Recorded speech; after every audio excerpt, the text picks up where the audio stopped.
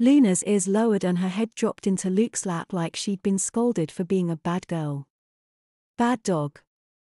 He rubbed her muzzle but kept quiet. He had his doubts about Rosey. Mrs. King sighed deeply. Enough. I'm not going to talk to you when you don't remember anything. I'm taking you two home, getting Lucas settled into bed, then calling your mom. She paused to pin the drunk girl with the stink eye. Rosey. I'm disappointed in you. This is the lowest you've ever sunk. Considering getting arrested in July, that's really saying something. Rosey withered at the stern parental tone.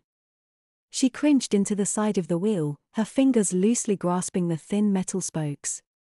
Yes, she mumbled, wiping at her tears, but she kept missing her face. Luke almost felt sorry for her. She was such a pitiful sight. But she brought this on herself. She never learned her lesson. He glanced up at Mrs. King. Can Luna still come home with me? Of course, sweetie. Prudence sat back on her haunches and scratched an ear. Watching Rosey take the blame for something Prudence herself had done amused her to no end. Oh, she was going to have so much fun with this stupid girl. Prue looked forward to living with her. Overall, she was very pleased with herself. She had played the sweet pooch and Lucas had welcomed her with open arms. He let his walls down, let her walk right into his heart. She hadn't been able to do that in human form. Hell, she hadn't even been able to get close to him. She'd done the opposite, hurt him. Now, she made it better. She righted her wrong. She yawned, tongue lolling out of her mouth. She paid a horrible price for her folly putting up with all those rotten, screaming snot goblins grabbing her fur during trick-or-treating. All night, all she'd wanted to do was bite the obnoxious brats. She had pretended to enjoy it, further adding to her agony. Now, she was exhausted. She didn't regret it, she did it to make Luke happy, to assuage the guilt plaguing her. While the drunk idiot cried and the nagging lady closed up the booth and got everything ready to go, Prue plopped her head on Luke's lap. He scratched her ears. She was looking forward to a warm, soft bed, even if she had to share it with Diaper Boy. She refused to sleep on the floor.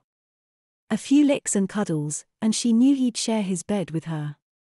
His fingers scratched just the right spot behind her ear and she melted. Good girl, Luna. Luna, short for lunatic. She liked it. Maybe being a service dog wouldn't be so bad this time around. Lucas obviously needed her. She had no choice, she had to stick around. The boy couldn't even get himself a diaper change. She wasn't going to tolerate him stewing in a dirty diaper like tonight. She was surprised he hadn't leaked. She'd seen the faces he'd been making all night. He wanted out of his yucky diaper. Her sensitive canine nose had smelled the dirty diaper before she even approached him. When they got to her new home, she was going to find Luke's diapers, pull a clean one out and make the lady change him. If he wouldn't ask for a clean diaper, she'd have to get one for him. Yes, it looked like she was stuck with him for quite some time. He clearly couldn't take care of himself. He was just a big, helpless, adorable baby in need of a four-legged, furry nanny. For the first time in a long, long time, Prudence looked forward to the future. She had a feeling it would be a very long time before another bad moon rose in her life.